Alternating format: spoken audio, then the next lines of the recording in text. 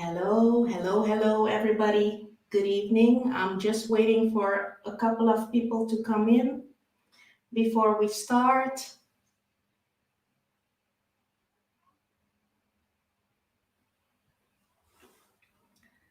Good evening.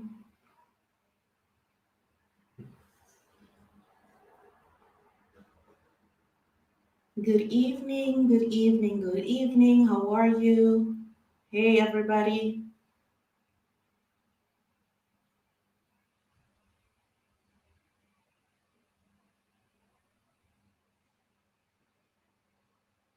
Okay, so today, another episode of the She Exists talk, sponsored by Niche Press Magazine. Niche Press is a magazine, an online magazine, and we are going to have printed issues as well. We are a magazine that is talking about different topics. And with the different topics, I always try to bring interesting topics. And together with the team, we always are looking for things that are controversial, things that are interesting. And today, I think definitely, if you have seen the ad, if you have seen my post on Facebook, we are going to talk about something that has not been talked about very often. And if it has, it was from a certain perspective. We are going to talk about women's circumcision today. And not in the sense that you know it. If you've seen my post, I talked about Ayan Hirsi Ali, and the story that it was long ago, so I don't even remember what year it was, but she talked about circumcision where they cut off whole parts of the female part. Let me not mention the name here. A couple of years ago, and I think it's about 2 years ago, I was in conversation with this very, very interesting lady that I know for some time now. And I don't know how we ended up talking about the symbolism behind women's circumcision. And that really caught my attention. So I have been marinating on this for quite some time. So I am very excited to have this talk today. Um, I'm going to give her the opportunity to introduce herself, but I'm going to bring her into the studio and give her the opportunity to talk about herself. But really, this is going to be such an amazing. I've been looking forward to this for a very, very long time. So it's going to be such an amazing show. I am sure of it. I'm going to welcome. I call her Mama Chama. I'm going to bring her into the stream. And you guys, if you have questions, comments, don't hold back because this is such an important and interesting topic. So, good evening from my end. It's good evening, right? How are you? Good evening. Good evening. Yeah. Introduction, Janine. Thank you. Oh, I wasn't even started. I didn't even start yet. What I wanted to tell the people is that when I got to know you, I got to know you as Stella, right?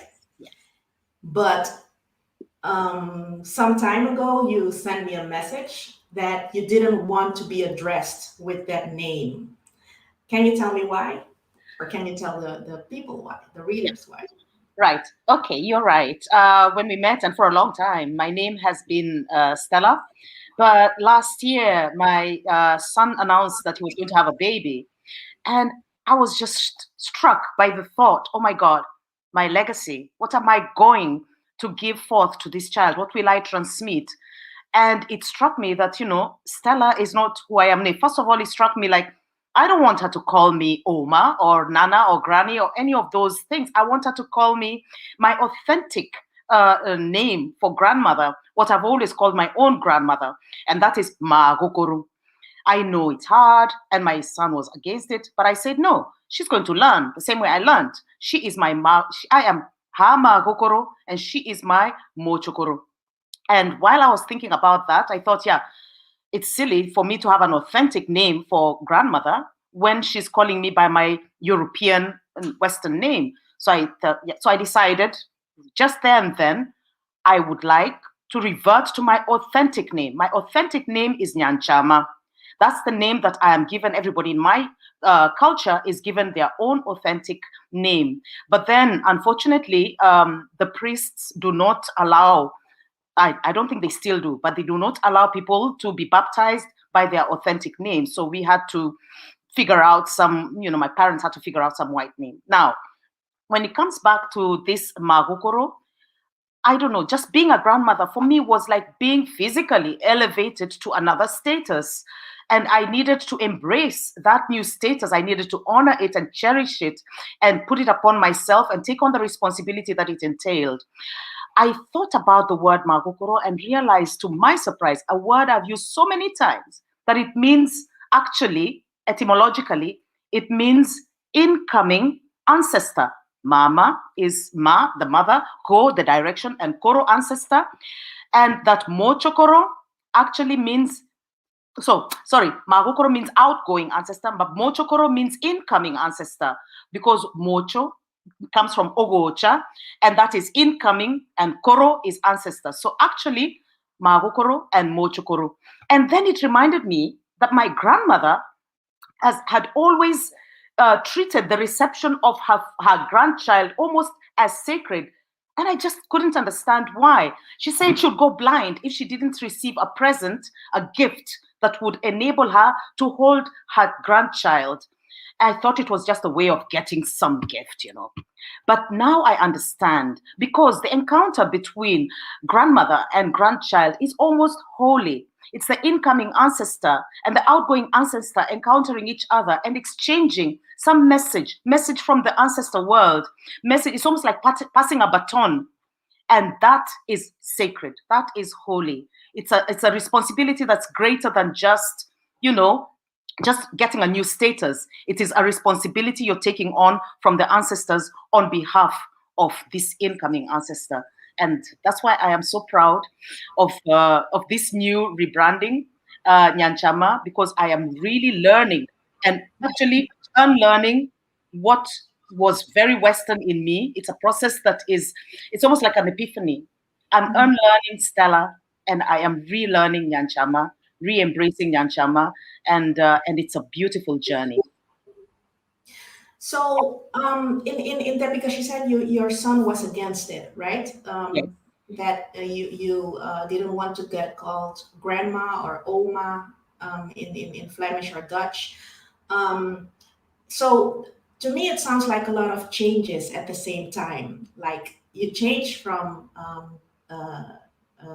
your European name to your Kenyan name. It's Kenyan, right? yes, yes. You didn't want to be called the granny or the nanny or the grandma. So what would that take away from you if your son wouldn't insist not to be called? I cannot even pronounce it. Yeah. Would Ma, it would it would it take something away? Of course, because my son is born and bred here. He's got a sense of entitlement as a European boy, born and Mhm, bred in Europe. Um, so he foresees the complexity, the danger, what my granddaughter may encounter with having to deal with this difficult name. It's normal. I accept that. mhm, But mhm, it's my journey, and and I believe in this journey. I would like very much that my granddaughter speaks Ekegusi, which is my mother tongue, a mhm. language that is really very rapidly disappearing. And for me, it is also an opportunity to relearn this language, because I don't have I didn't have uh, any greater impulse to read to learn this language. But now I've really taken it on. It's like a doctor's thesis, and I've got all these books that I ordered. They just came in, by the way, a whole bunch of books on AKBC, and all this because of this status. There are very many people who think being a grandmother is just a phase, but honestly, it is a responsibility that's greater than any studies that I have done, greater than my master's, greater than my PhD. I am learning about life. I'm learning about life so that I can impart it onto my granddaughter. Because with that you are trying to hand over the tradition, and we all know that especially African traditions are being almost forgotten, right? So this is your hope on giving forward the African tradition. Yeah. And one of the other traditions that we are going to discuss today is the circumcision. I was very impressed when we were. I don't even know what we were talking about, but we ended up talking about circumcision, and you explained to me about the symbolism behind it, because the only thing that I knew about circumcision was what I read in the newspapers and what I saw on TV with Ayan Hirsi Ali, which was a horrible, horrible story. So that's the only thing that I knew about circumcision. Yeah. So it was a horror story for me. I did not grow up with women being circumcised, so the only story I knew was from this lady that came on TV and started to protest about it. But then I heard another side. I heard your side of the story. And today we are here to again, because I thought that this is something that needed to be heard. So today we are here to hear your story about your circumcision, the symbolism around it, and everything that has to do with circumcision. Because I also learned from you that not all of the circumcision, when we talk about women's circumcision, it's not all the same. So I'm very eager to hear the story again. Can you tell us about it? Thank you. Absolutely, absolutely. I mean, um, I'm a city girl. I was born and bred in the city. I wasn't bred in the village. I don't have any, link to the village on the face of it. That's what it is. But then I was named after my great great grandmother, who was, like she was a healer, a diviner. I'll come back later to tell you about the symbolism of my name. And I don't know why, but maybe because of my name or whatever, I'm like I was born a philosopher. I was always asking my grandmother all sorts of questions. I was, trailing her like a shadow, and taking in all this knowledge about who am I. I was very curious about who am I, what is it to be a Gusi, as somebody from Kisi, what is it to be a girl, a woman, a person in Gusi, and so on. And it struck me about the importance that she gave to circumcision, the way people looked at you when you were circumcised, the way it was not even just a change of status, it was so much more. So I started begging her, but really begging her, I want to be circumcised. I want to be circumcised. And one day it was my turn. It was my turn to be. I mean, for some people, it may seem like too young because I think I was barely 5. It may seem like too young, but it's amazing how worldly intelligent children can be from Africa. They absorb a lot, they learn a lot, they accept a lot. It's only the Western world that uh, tends to see the age, to link the age with the maturity. There's an incredible cultural maturity in very young children in Africa. Anyway, cut a long story short, circumcision. What is circumcision among the Abagusi? Now there are 3, actually 4 different forms of circumcision. There's the very, very extreme form, which is really, really aggressive, where they literally, I'm sorry, I'm going to call it a vagina. Let's just call it. Yeah, yeah, yeah. Go ahead. They just literally chop off everything. That is the most extreme form. And unfortunately, on the grand scale of everybody who practices circumcision, it's also the smallest percentage of cultures who practice that really extreme form, where they chop off all the layers of the vagina, and eventually, even for some, they just create a little hole for urinating, and the rest is just tied up together, maybe with a thorn in the olden days, but today maybe they use some sticks. And then there's a milder one, excision, where a milder one where they just take off some labia, some lips, and full labia of the vagina, which is less extreme but also quite harrowing. And then you have what we perform in among the Abagusi, which is really symbolic. It's as mild as the most extreme form is cutting the tip of the clitoris. But for us, seeing a drop of blood is sufficient because it is all about the symbolism rather than the actual bloodletting, Now, I think the logic of that whole symbolism is the importance of why we circumcise, because this is the one time when you will get introduced as a woman, as a person, not a woman, that's not true. You will become reborn into the culture. And they need to, those days, they needed to show the initiate precisely where the focus of the attention was, and the focus of the attention is, of course, your sexuality, your fecundity, your generative abilities, which are all tied down to your private parts, your vagina. You can compare it, for example, to stealing. When you steal, you will be hit on the hand in my culture. When you lie, you will get a smack on your mouth, because and then you get the message. You'll be hit on the hand, and then you'll get the message why that is not allowed. If you lie, you'll be smacked on the mouth, and then you'll be reminded why it's not okay to lie. And now it's all about the vagina, the one of the most important fundamental aspects of being a woman. And that's why they need to really make it very, very clear to you what are we talking about and what is the focus of our discussion. But once that bloodletting is done, then begins the real symbolism. We need to go into seclusion, which can last something like what? It can last like 6 months. It was all depending on the longest holiday.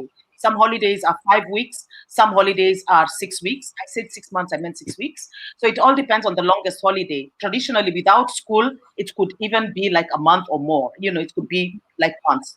But now, with school, we are limited to the longest holiday. Good.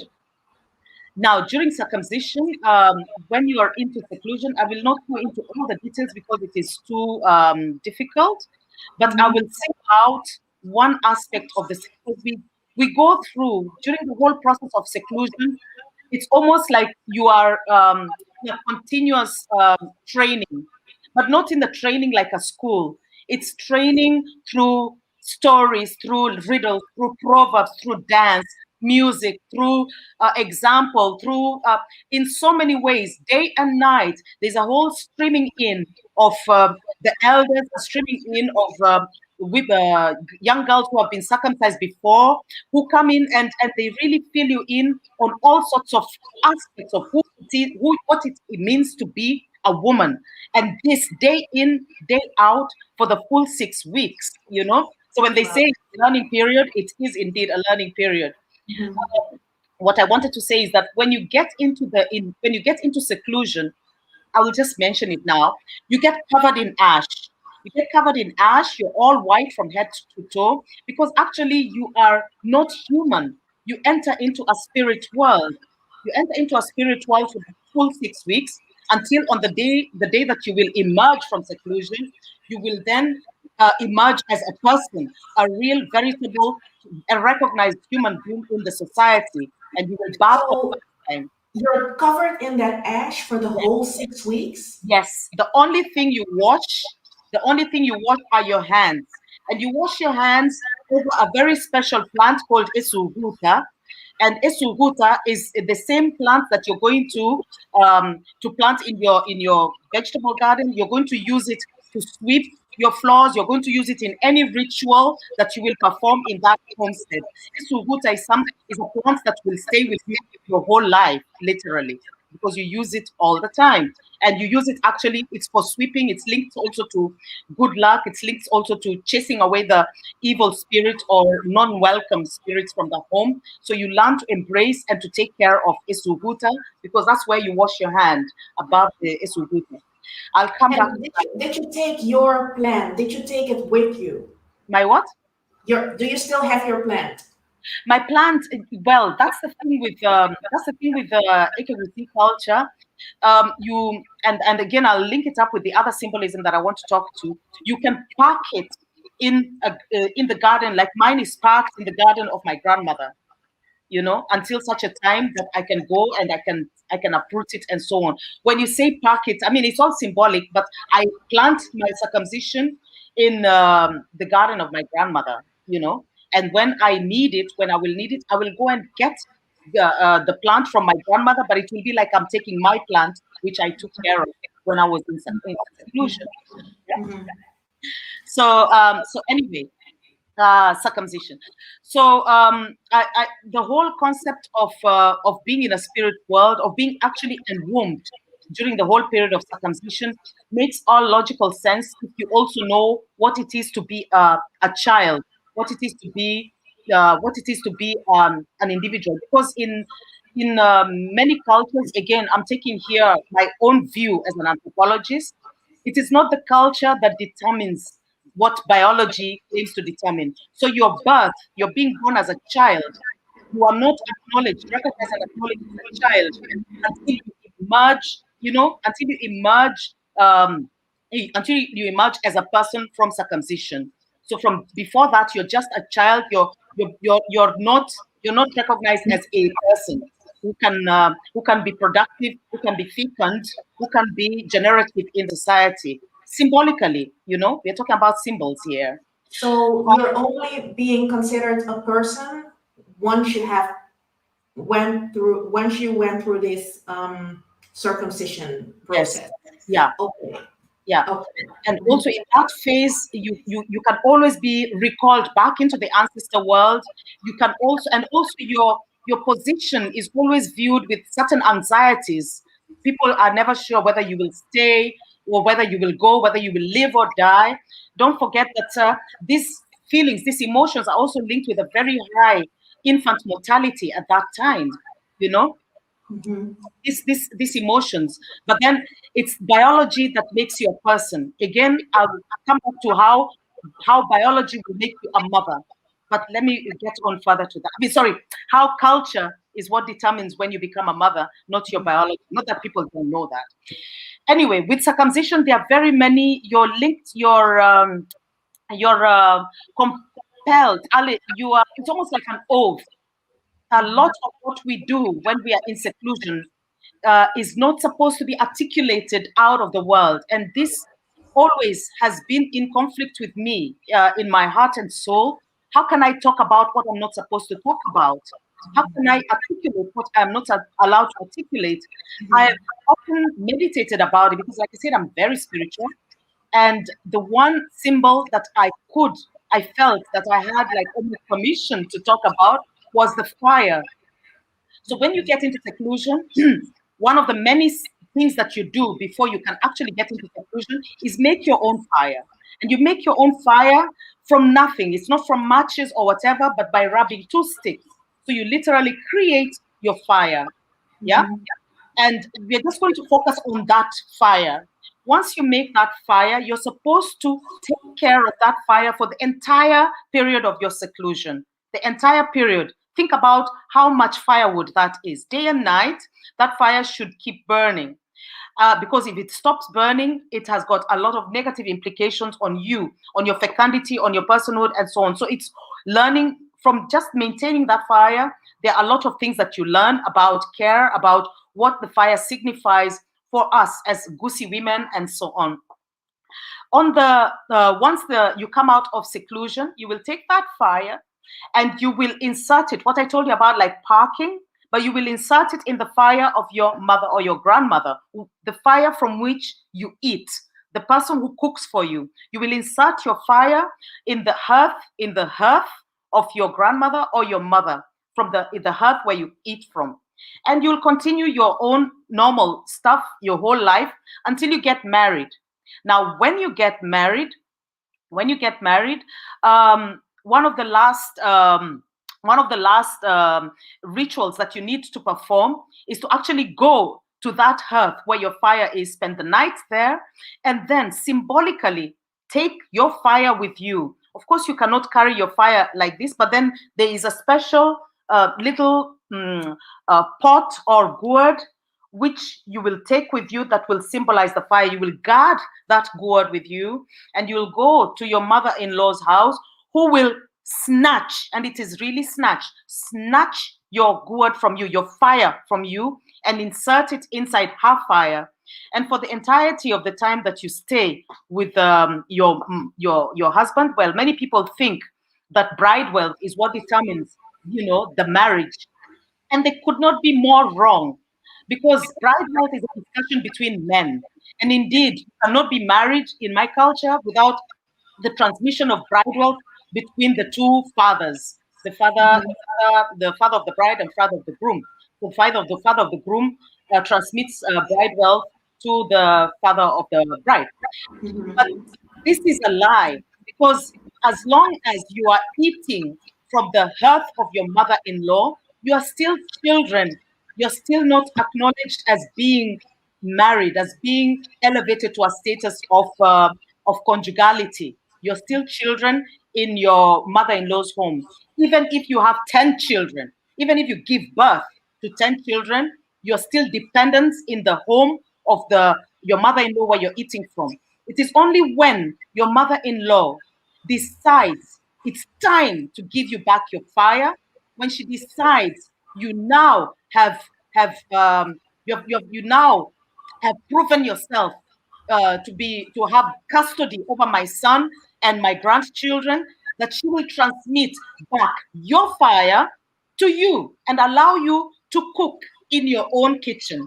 And that's when you become a woman. That's when you become a mother. That's when your husband becomes a father, independent from the home of your mother-in-law.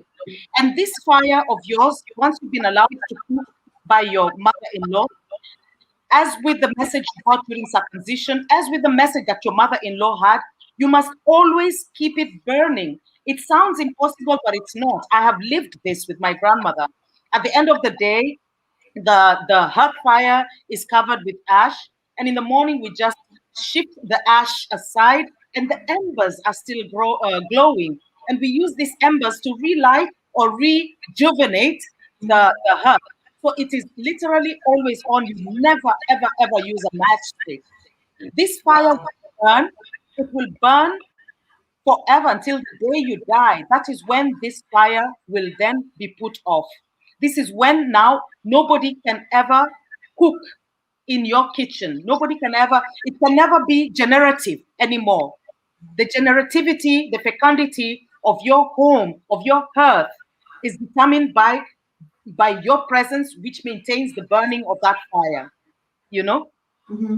Um, so, so in the fact that we don't have the possibility to, okay, I can tell you right now that a lot of our structures, the traditional structures that upheld all these beautiful symbolisms, have been completely, you know, uh, broken down by the colonial impact, broken down by the vagaries of modernity, broken down by very many issues.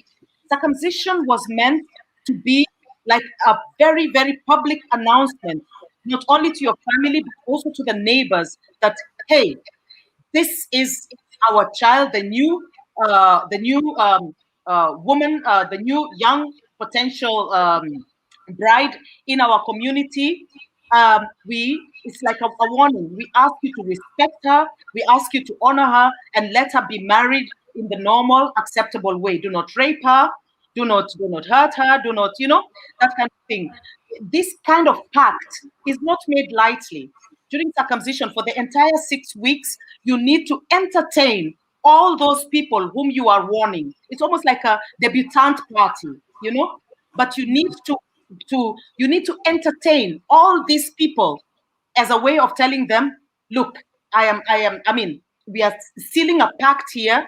Let our children, get away and marry in a normal way. So circumcision becomes a problem today. One, people have shifted, have moved all over the place. Who are you going to warn? Many of the neighbors are now strangers. They are not linked to that kind of belief and that kind of culture, and it will not have an impact. Many people will just take it as a way of getting free food.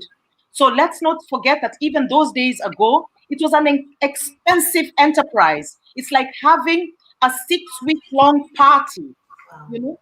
It's like Mhm. having a 6 week long party. So it was very, very expensive in terms of just the investment of it. That's Mhm. one. And that's why it was always done after the harvest. That's one. Two, it involves the burning of the fire that is continuous. It's an incredible waste when it comes to wood, which we do not have anymore. We don't have the wood to burn all that time. That's two. Three, the plants that I talked about, this Uhuta, is as good as extinct. There are few people who still maintain it, like my grandmother maintains hers. She's now passed away, so but in her garden you'll still find this Uhuta, but then it is extinct. So we don't have the plant itself. That's another aspect. And then three, the marriage that I was talking about has not been practiced since the 40s, if I can tell you that. I mean, let's say not even since the 40s, since the 60s. Sorry, since the 60s. So um, when are you going to transmit this fire? How are Mhm. you going to, because you need to have the whole ritual. It's all within the whole ritual of the marriage that is actually a continuity of your circumcision, that is a continuity of funeral observations. And this has been very radically, dismantled in today's world. In today's world, not everybody, I mean, very few people actually can use wood fire. So how are you going to keep your gas fire burning constantly? You Yeah. need to put it off. It is just not practical to keep to keep your gas fire or your whatever wood fire. It doesn't even matter, even if it's charcoal fire. It's just not. It's not done. It cannot be done because it's not practical. It's not affordable. So there are many reasons why this symbolism we can only talk about the value right now in terms of what it was and what it could be. Personally, my sister is not circumcised. I think I was one of the last to experience circumcision in the way that I have explained, precisely because of the reasons that I said. Not because I do not value circumcision, and definitely not because the Abagusi do not value circumcision. So my sister is not circumcised, my daughter is not circumcised, and I can assure you my granddaughter will not be circumcised for these reasons. For me now, when people take their daughters and circumcise them in hospitals, this is the real mutilation. Now it's mutilation because it doesn't make sense. Mm. It doesn't make sense. It does not. It is not. It is not. It is not supported or given meaning by all the symbolism that actually that actually give it ground to. Yeah, yeah, yeah. Back to circumcision. If you would have the chance to circumcise your daughter or your granddaughter, considering the fact that not all the elements of the symbolism were there, would you still do it? No, I wouldn't. And even my grandmother, who is very much passionate about circumcision, myself as well, by the way. I think you see it in the way that I describe it, that I am 100% centered in my circumcised state. Yeah. But like I said, in the absence of all these other aspects that I've very vaguely touched upon, I've got more reasons why not. um, it would be a real mutilation now, because what would be the purpose? What would I be wanting to achieve? You know, the only thing I can do now is write down or archive as far as I can the valuations that were linked to this process, to this ritual. Having said that, even from when I was a young child, I knew that circumcision would would come to an end. If once that it's stopped being founded in all these meanings and symbolisms that I have talked about, I knew that it would find, but it would come to an end from the perspective of the knower, from the perspective of those who practice it, not because some Western woman has decided that this is a mutilation and you've got to stop with all that. And that's why I say, hands off my vagina. Let me be the one to tell you when it doesn't matter anymore, when it is a mutilation, if it is going to be a mutilation, and when it is not. Let me talk about it. Why are all these people talking about it on my behalf? What do they know? And what is their drive? And if their drive was really supportive, then why can't they rephrase the terminologies that they use? Why are the terminologies they use so denigrating and abusive? You know, why is it that every time anybody talks about circumcision, I feel shame, I feel pain, I feel trauma instead of the pride that burns in my heart and my soul because I see this giant vagina and not a beautiful vagina to be put on display and cherished. No, a mutilated one that is mocked and denigrated and made fun of. This shit, this is for me, this is the new mutilation. All this talk about female genital mutilation now is when they are mutilating the women with their words. Well, I think it also has to do, of course, with I am sure you do remember when Ayan Hirsi Ali came into the media with her story that she was circumcised as a young girl of 5 years, and I think that her circumcision was one of the most brutals, as you explained, right? Because there are several kinds. Yeah. And I think that it caught our attention, not only our attention, but it also set the how do you say that?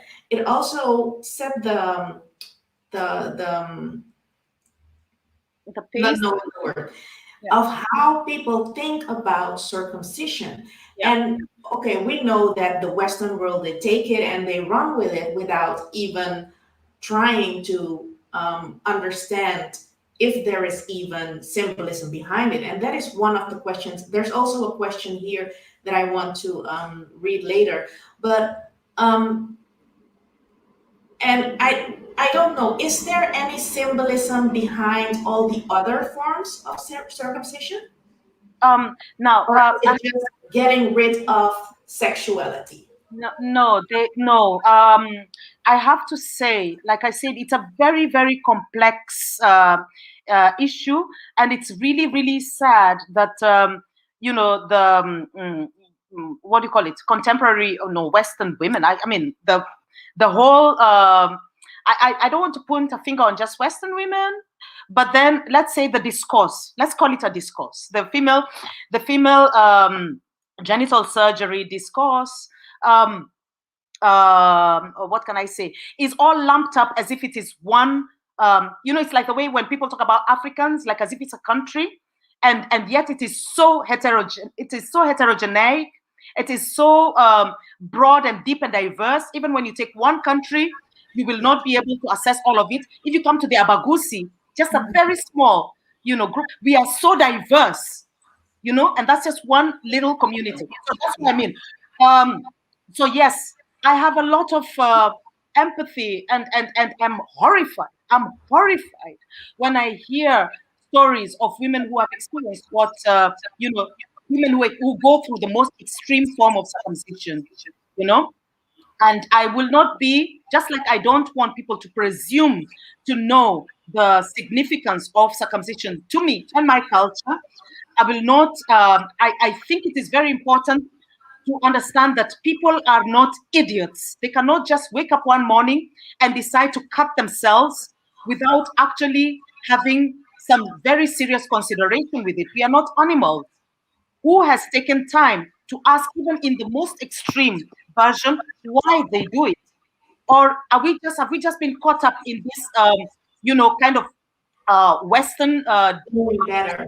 way of denigrating the other and denigrating their attitudes, and the whole idea of dehumanizing the other. They are savage, they are human, their traditions are just not they're not up to the standards of the Western developed world and that kind of thing. So are we there still? Okay. So yeah. So anyway, I don't see you. So anyway, I don't know if I'm talking to myself or everybody can hear me. I can't really see. Hello, Janine, are you there? Are you there? I'm sorry, I was muted. Yes. Okay. No, no. What I was saying is, I cannot speak for that culture.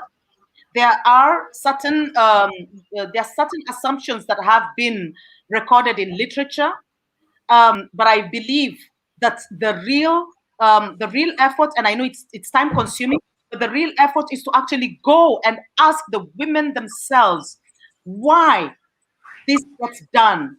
I am sure that because most women's knowledge resources are very much tied to inarticulatability, their inability to speak about certain issues. And most people who go and ask those questions from a Western perspective, actually a male perspective, where they need to discuss the observable, where they need to discuss the tangible. But a lot of this symbolism is inobservable. It is inarticulatable, and it does not lend itself to the way we question. So it is up to, if people want to know why a normal human being would choose to hurt their child in that extreme manner, would be so almost gone mad if they don't perform this very, very violent or traumatic, ritual. We need to find a way of of accepting that information, because these women have a logic, they have a reason. They're not animals. There is no animal in the entire world that can purposely go and hurt itself and cut itself. So, and for many of these women, it's very easy for them to just allow people to just take this misguided information, mistaken information, that because they are tied by certain oaths to not talk about certain things. There are many of them who have never ever been given the opportunity to actually articulate what it is that it means to them and why it is that they insist upon it, because we don't have the right tools to access this information, you know. And for this reason, some of them even actually use the same falsehoods as a way of protecting themselves, as a way of negating any more intrusive gaze into their very private, spiritual, and even sacred performances, or let's say reasons why this event, this process has to be endured. So we need to be very careful in even the things that people say. People can say things also by way of not saying things. People can embrace um, unintelligent, what do you call it, um, and fail in unintelligibility or ignorance of certain values, simply as a way of protecting themselves. There are many layers and they are yet to be discovered. So I cannot be the one to speak for them, to disavow or to accept or even to concur with what we have been told so far, until those women can find a way of articulating the inarticulatable. But when we talk about, because you talked about an oath, right? That certain things you just don't talk about. Yeah. But when and I'm coming back to Ayan Hirsi Ali, when she started to talk, she told us the society, the media, she told us a lot about how the circumcision in her environment, how that was and how it was perceived by her as horror. So that is what we then took as being the truth. Yeah, yeah. So now you're actually saying, um, and I'm thinking about the oath. What would be her reason then to open up? If Yeah, it's a good question. I have to say, first of all, not everyone has got equal success in mastering their own culture. Okay? Not everyone has equal success in mastering their own culture. And as cultures go, everyone has got their own, or what do you call it? For their own various reasons, their own ways of interpreting, misinterpreting, abusing, or even manipulating their own culture for their own particular uses, you know? Mhm, Uh, mhm, until such a story can be corroborated by others who are equally inclined, until it can be corroborated, it is just an echoing of, of information that exists, and it is to our advantage. It is to my advantage to scream how violated I am and how much I was a victim and so on and so on, because that is the trend. That is what will get me the votes. That will what will get me the. But when I start to say no, it meant something to me.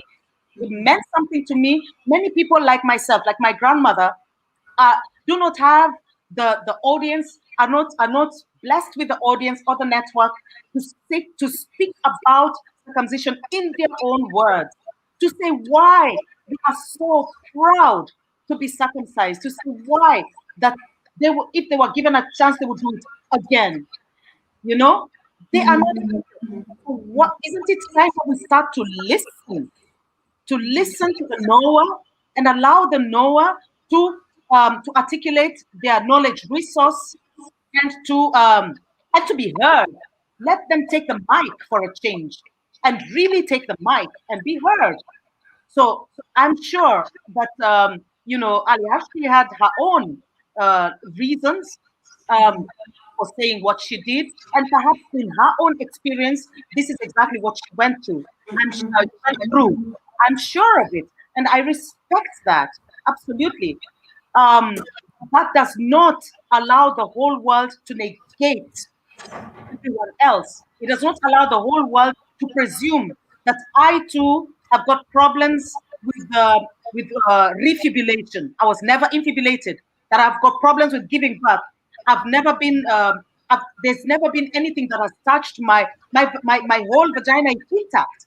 I've never had a problem with being sexually tintillated because my clitoris is intact. I've never all those negativities have nothing to do with me. So why am I burdened with them? So they need to get off my vagina. I'm not burdened by all that. mhm, mhm. Okay, I see that we have a couple of people watching right now, and there is a question. I think you already answered that question, but I still want to um, bring up that question. So the question is from Life Gig, and he says, "Ask, do you think female circumcision a rite of passage or violation of rights?" What do you mean violation of rights? What are rights, by the way? What are human rights? Because let me tell you something. Human rights were created at a time when a whole bunch of of people were not considered humans. There are a lot of people whose cultures, whose beliefs were not taken into consideration because they were completely dehumanized and not part of the picture of what it is to be human. So what are human rights? Let's start there. So how can you violate what has never even been put on the table, what has never even been discussed, what was never part of the picture and is still not part of the picture? So if we go into human rights, which we need to humanize human rights, we need to decolonize human rights, and we need to embrace all those clusters of the world that were at the time of the creation of human rights not considered human. So that is already one aspect. Two, Wow. rite of passage, just like people, just like the Africans, just like there are there are as many as humans exist. that means that the interpretation of rites of passage is only valuable according to the people who will embrace it and accept it as such. And these people who will embrace it and accept it as such, if we are not there, then it is just a thing that you do. A rite of passage is a rite of passage because of the community that recognizes and accepts it as a rite of passage. Otherwise, it is just something that one does for one's pleasure. All right. So it's really important to consider all those things. Like I said, in the Abagusi community, the society has been completely decimated. The structures that upheld all these rites of passage, all this symbolism, no longer exist for years. But should we allow ourselves to just let it, disappear into nothing? What legacy can we give our children and grandchildren? I don't have the structures, but I have the knowledge. I have the symbolism. And I want to put this on paper so that they can know, because I can never recover those structures. I can never recover those people, that community, that time. But I can pass on the knowledge. I can impart the knowledge so that they know what does it mean. Absolutely, absolutely. I'm going to bring in Janelle. Janelle is the CEO of She Exists. Going to bring her into the stream and see if she has a question. Good evening, Janelle. I see you. You join us from the car. Yes, I, hi, how are you? I Hi. hope you have been following it from Facebook or YouTube. I don't know, I know, but I just chimed in. I know, pardon me, I'm normally in the office, but today I just had to make some errands on behalf of Niche Press. But it is so nice to have you with us. And Thank I you. was watching oh my goodness, the education that you have given us is out of this world. And I do think it's needed. I know Janie's wrapped up everything, and I just wanted to come on here with all respect to just let you know how much women need this education. So thank you so much for that. Thank you. absolutely, and not Yes. about not only about circumcision, but also the symbolism behind it. Because I truly believe that we are giving up so many traditions um, because we are considered primitive, we are considered not modern, and maybe also that is also a reason why we are giving up all our traditions. And with that, we forget who we are and where we came from, Yeah. right? Yes. And Right. what would you, how would you, how can we preserve, or how can I tell my grandchildren? I don't have grandchildren yet, but how can I keep my tradition intact in Yeah. this world that we are living in? And how can I show to my grandchildren where we come from? Yeah. Yeah. No, it's a really good question. And this is actually the problem that I'm having. Like I said before, it's like I was born a philosopher. I was asking all these questions from when I was a child, and that is the advantage that I have. I mean, I am 55, and from when I was a child, I kept asking these questions. Many of my cousins, and so on, would come to the village and be children and so on. But I don't know. It's like something that was larger than life in me that make me keep on asking all these questions, all these questions. And like I said, many of the structures that upheld, I mean, I was being told these questions almost like as if they were stories, they were narratives. But many of the structures that upheld these symbols no longer exist and haven't existed for a long time. But I find myself, I find myself privy to all this information. And should I just let it go to waste? Should I just let it disappear simply because the structures do not exist anymore? What a shame to future generations who will actually not even have a clue of the structures themselves, you know? Um, So that's one of the things that pushes me to talk about this. I don't have, like I said, I don't have the fire, I don't have the society, I don't have the people. And for me, it's a mutilation now. We've even shifted to a different level of understanding those structures by virtue of the nature that we are in. Let's not forget that circumcision in my culture became became was became started being regarded as a mutilation in the context of colonialism. The colonial masters in Kenya found that all those rituals that we in the Gusi or the Kikuyu were doing were very savage and needed to be controlled. And one of the people of the Scottish mission, the mission of the Scottish mission, the church mission of Scotland, decided they are even mutilating themselves. So it started already in the 40s, 50s with that mutilation, and then it was picked up again in the 70s by the feminists, who then made it popular and ran with the idea of mutilation.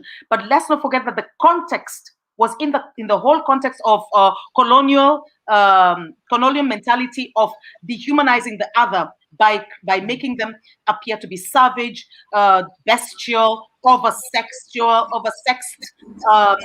in lack of control of their emotions. And that is where the whole notion of mutilation in circumcision emerges from and is embedded in. We need to not forget that. It is and it does not stop being colonial.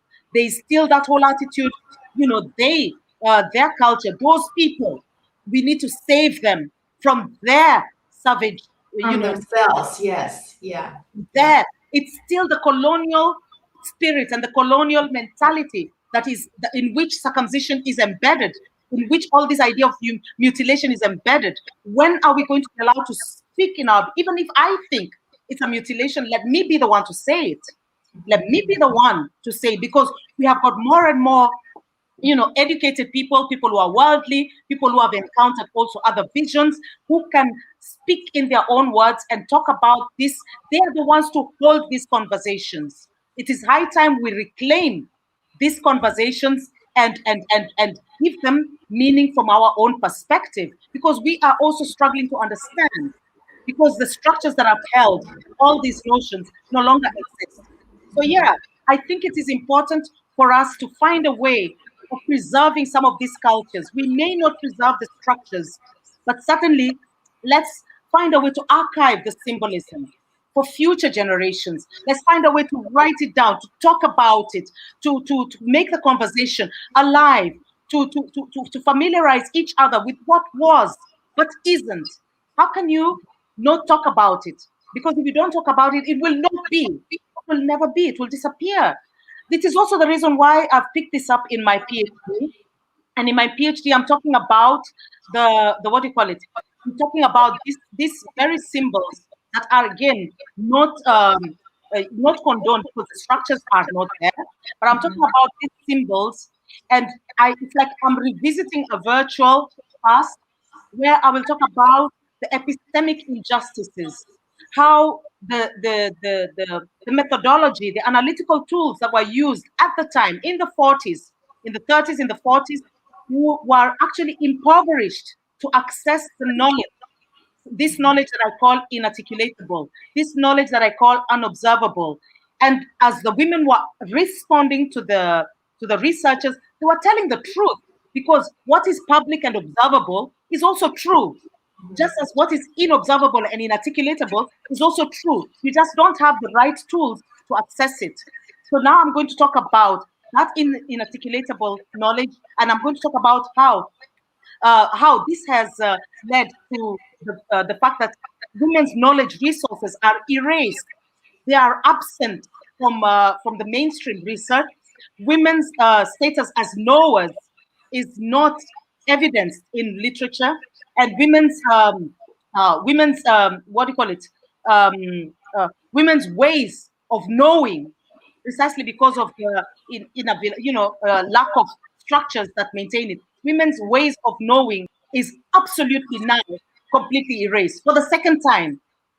Before it was erased because it was inaccessible, because the wrong tools were used, and now it is being erased because there are no tools anymore, there are no structures anymore that can enable them to perform, because it's a performative knowledge resource. It is an enacted and an embodied knowledge resource. And these are so many layers of trauma, of erasure that need to be archived and recorded. You just mentioned something that triggered me, the word trauma. Yeah. Um, because I do think that, how do I put it? I do believe that without even realizing, we are living in so much trauma because of loss of our own tradition, loss of our own thing, loss of our own being. Yeah. And while you were talking, I was wondering if there would be a way to bring back the structure. No. To be honest, I don't think so. We're not going to start becoming warriors, living in the bushes, killing each other. We're not going to start having the hearth, because, like, in my culture, the hearth has got such an important symbolism. The hut, the conjugal dwelling, has got such important symbolism. The grave that is demarcated with respect to this conjugal dwelling has got so much symbolism. We live in an apartment. You're living in an apartment. Where are you going to find all? You know what I mean? It's a Yeah. problem. We cannot, because the times have overrun us. They have overrun us, and unless we can recreate it in a form of a museum, a living museum, we can recreate it in the form of what you call it, archiving this symbolism, tracing, because we don't have monuments. Africans don't have monuments. When people talk of open monumentendag, our monuments are people. Our monuments are people telling their stories. They are the narratives. They are what I'm telling you now. This is a monument, and it needs to be given a space. We need to find a way of archiving these monuments, these living monuments. We need to find a way of enabling our future progeny to also access this knowledge. We are blessed with so many different forms of technology. We can recreate it, maybe with science, with sci-fi or whatever, but we need to find a way of accessing this knowledge, if only to allow future generations to not lose sight of it. And the one way to do it is to have people like me, who are so passionate and so knowledgeable about some of these immaterial monuments, who will be able to talk about it and archive it. I may be one of them, but I'm sure there are many, many others from other cultures. If you can make an effort to really collect, because when people say that, in Africa, when you lose an elder, you lose a library, they're not lying. I know if I die, I will die with a lot of information that will be completely lost to my children and grandchildren. That I know. Yeah, that's absolutely true. Absolutely true. Um, with that, and I didn't mean that we should go back living in the forest, killing each other, but No, how then do we keep our tradition alive? Because knowing something is very different than really living it. yes, Um, I know that, I still have some traditions that I learned from my grandma, and I'm going to give my daughter the same traditions as well. So as long as you're living it, it's something very different than yeah, hearing about it or reading about it. And I'm sure that a lot of the African traditions that we are going to read about are not being told by Africans. yeah, yeah. So how do we then preserve our real thing? Where do we how do you say that? How do we know, how do we know what is our real story? Yeah. How do we know our real story? The Orient people, a wise Chinese man once said, "A journey of 1,000 miles starts with the first step." We need to start searching. That's one. We need to start accessing this knowledge. That is two. And we need to be creative in how to preserve this knowledge. Let's not go. Let's not go. You know, traditional or whatever, which is really good. I mean, we can tell the stories like old people sitting around. I mean, like my grandmother sitting around the hearth and telling the stories. But this is the modern world. We can record it through all those virtual reality and all this incredible technology that has come up. We can recreate the time in the if people are starting to recreate dinosaurs from certain things that they've excavated, then for God's sake, why can't we excavate knowledge? Why can't we excavate it and bring it to life by all the with all the technologies that we have? Why can't we find a way to record it, film it? Why are we talking about Prince Valiant and Prince Arthur? Don't we have our own Prince Arthurs? Don't we have our own Queen Zinza of Quincy, yeah, yeah. don't we have our own? Why can't we start? We have got people who are knowledgeable in filmmaking. Why can't they start making films that matter, to us? Why can't they? These are things. Why can't we have, uh, you know, um, series in Netflix and God knows what that feature this very? The only thing. I mean, when people talk about, books that have really touched their heart, they talk about roots. They talk about roots, and up to today, they're talking about roots. What is another? We should have had 20,000 roots by now. Other roots, yes. So Yeah. that's what I mean. It is not impossible. It is not impossible, but we need to get started because we have already lost so many libraries. I started my PhD 25 years ago, and more than 75% of my informants are dead. Now that I've picked up my research again, I can't go back. I can't get that information. My library has been burnt down. True. Yeah. It's happening too fast. It is a travesty. It's happening too fast, and if we cannot speculate and wonder and dilly dally. No, the time is now. We are really quarter past midnight, and we should have started at quarter to midnight. So yeah, the time is now, and we are empowered with a lot of information, a lot of technology. Let's not pretend just because we have the structures don't exist does not mean we cannot recapture the knowledge so that we can recreate those structures that pass using the memories, tapping into the memories of people who remember. I remember, but I don't remember enough. My mom is getting old. She remembers a bit more. Her auntie is getting even older and she remembers a bit more. And if we all did this, then we can really recreate it. So this is what I mean.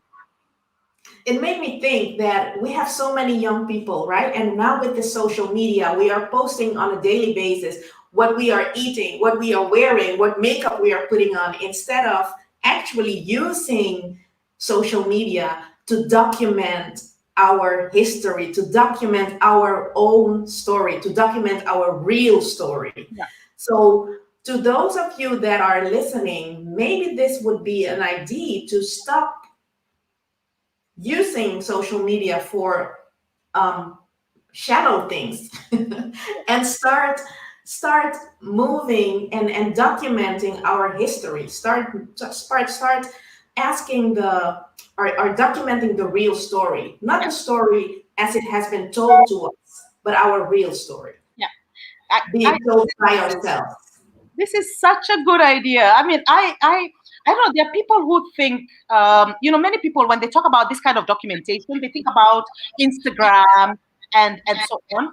I have an Instagram account, and many people have lost faith in what's in Facebook.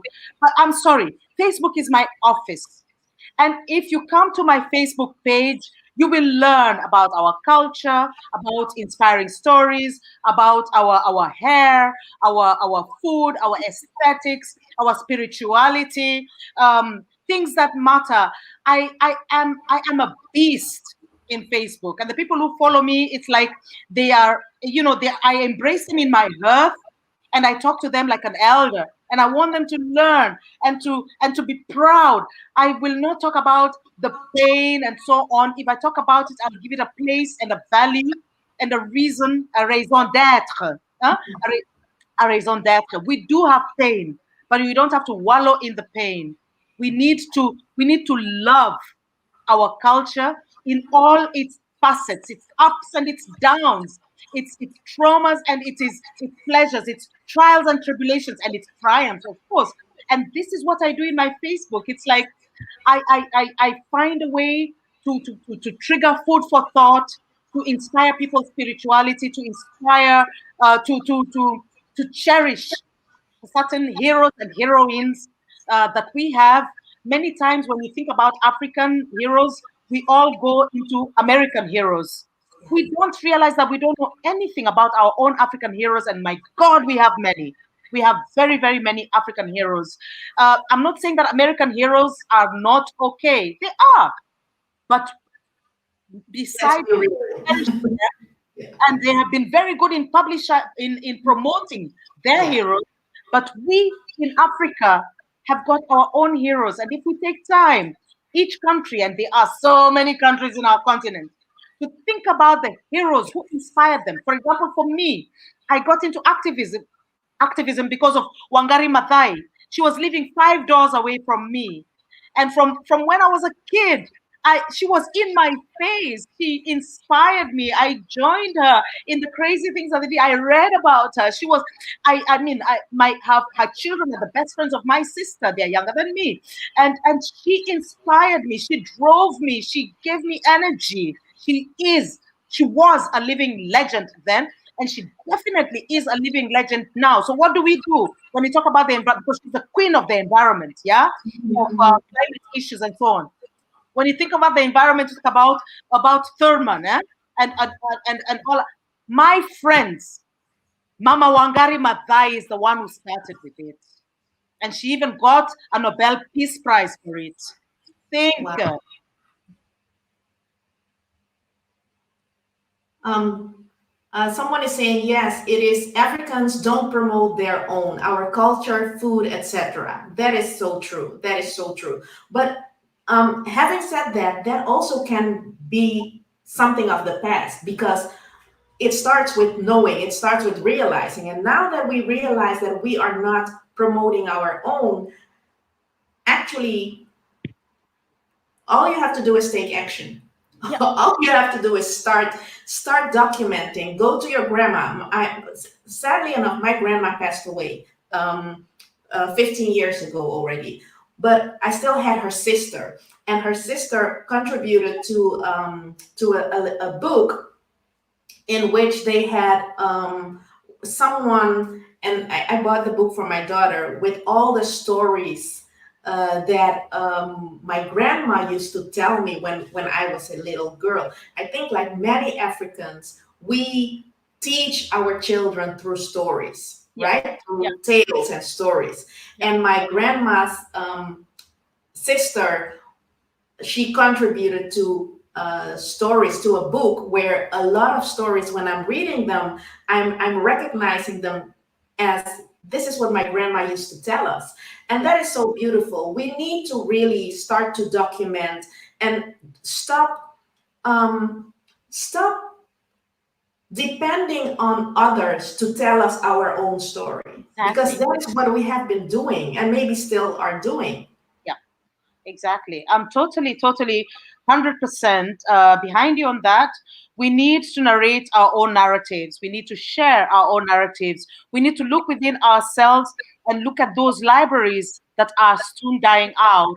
And please take advantage of it. I mean, if you had a physical library in town and people said we are going to burn this down at the end of the month, I mean, you'll rush to it and see how many books you can get out of it, how much you can, you will. And this is what is happening. Our libraries are burning to the ground. Our libraries are burning to the ground. It is not, it is not quarter to midnight. It's quarter past midnight. Go find out.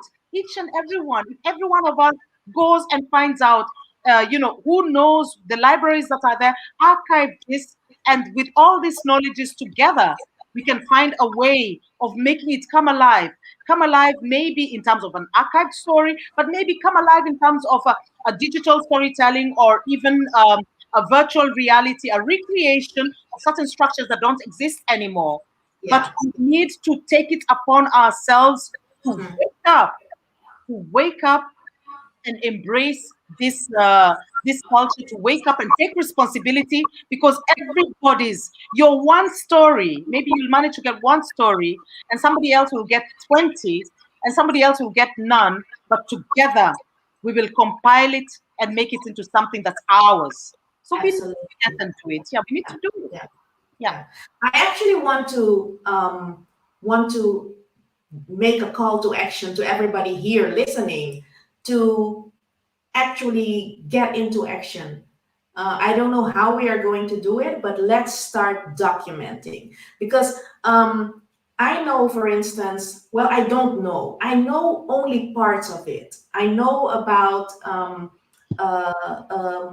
um, Mapinsa. Pansa is our hero in Suriname. Um, that's only one, you know? And I know my grandmother used to tell me about uh, uh, three, I think there were three brothers. For those that are from Suriname, let me know. Baron, Bonnie, and Jolicoeur. Those names, those names are only names for me now. I forgot the story. I forgot about the story, but I'm sure that they were heroes. And they were, I think we had many, many heroes. But with my grandma passing and no documentation of the story, to me, all I remember now are these three names. So what do I tell my daughter? What do I give to my daughter? The only thing that I can tell her is that she has to be proud because her ancestors refused to be slaves, and um, we are ancestors or descendants of the people that refused to be slaves. But Yeah. that's all I can tell her. I cannot tell her the real stories. I cannot tell her about this woman that when she was taken out of Africa, she braided okra seeds in her hair and rice in her hair, and brought it to where they were planted at that time. I cannot tell her those stories. And these stories, I've been looking for it, but it's not documented. And I'm calling because I see that Toscapinas is here. I see a couple of my sisters from Suriname is here. Where are those stories? Who knows about Baron Bonnie Jolicoeur? Who knows about Mapansa? Who knows about, and we have many. And I'm just starting to realize, like, wow, we are losing our heritage. Yes. And like you said, it's time to reclaim our heritage, Yes. really. Yes. Nobody's going to give it to us. Nobody's going to give. We need, I mean, a lot has been robbed from us, but we cannot dishonor our ancestors by being complacent.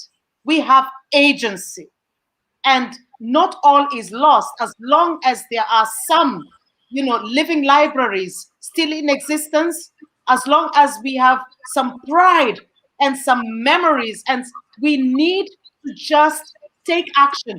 Nothing is too small and nothing is too insignificant, but doing nothing, that is a tragedy. That is a Yeah, travesty.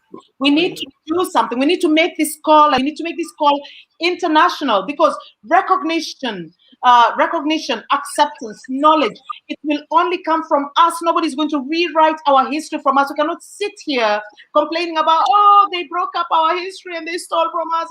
No! Wake up and reclaim it. Take Yes. action. Be Yeah. agents. Yes. Be Yeah. agents on it, and work with each other, and know that there's nothing that you can do that is too little or too large. Doing nothing is what is actually traumatizing, because Mhm. you need to reclaim that what is lost. It's not, a lot has been lost, of course, let's be honest. A lot Yes. has been lost, but not everything is Mhm. lost.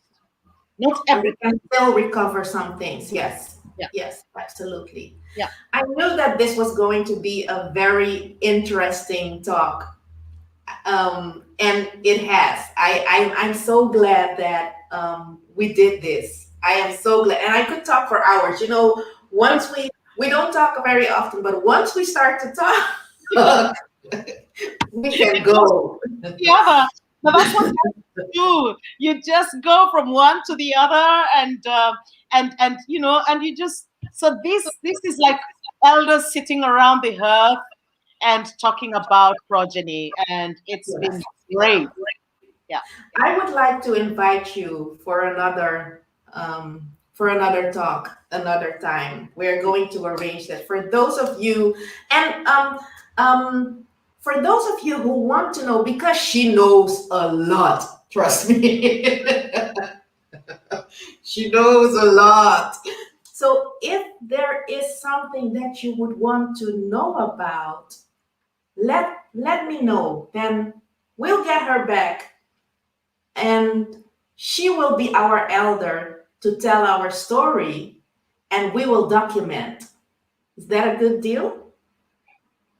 Thank you. I no, I knew this was going to be awesome, really. Um, uh, so inspiring, yes. It's as and my mind is my brains are making overtime now. I'm thinking, how can we do this? How can we document this? How can we make this? You know, and it's mind blowing. It's really mind blowing. And I hope that this was not the last time. I hope that this was the first time of many that we can come together and share our story, share our real story. And I look at you, um, um, not saying that you are our elder, but I'm going to consider you as in my village. Um, when the elders are sitting gathering around the fireplace and they tell the stories, that is what we are going to do now, virtual. Yes. So I'm going to invite you. Okay, somebody says it's a good, very good deal. We are going to do, I'm going to try. I know you are so very busy, but I hope that you will be able to make time to come and educate us so that we can document. Yeah. We need to document. And then, Yes, like you said, I do have a lot of knowledge, but I know that everybody in the audience has got a story. We've all got a story. We just don't know it. We need to nudge it out of each other. And when, even if it's just a nugget of a story, that nugget will nudge another nugget. And before we know it, we've got a whole archive of information, and this needs to be shared. Storytelling has been underestimated for a very long time, but it is a monument. It is a monument. They call it in Flemish immaterial monument, but it is a monument. That was we in Africa, in many African cultures, don't believe in in having a statue or having like some book or some street or whatever, because you cannot capture knowledge. Knowledge is living, dynamic, it is germinal, it grows, it is energetic, it is something that you embody, it is something that you live and breathe and dream. And this is what makes knowledge what knowledge is. And we need to just embrace this. absolutely.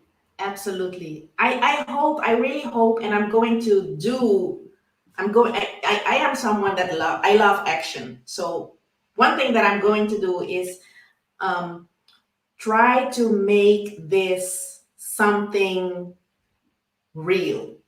So Yeah. I'm going to see how we can take action on this. That this is not just another talk show, one of many, and then nothing happens, and then we still lose our history, our story, our documentation. Yeah. So if there are people here having an idea of how we can do this, when we can do this, in what way, please let me know. Reach out to me. I see here someone says, I suggest that we all can start documenting from our elders, mothers, fathers.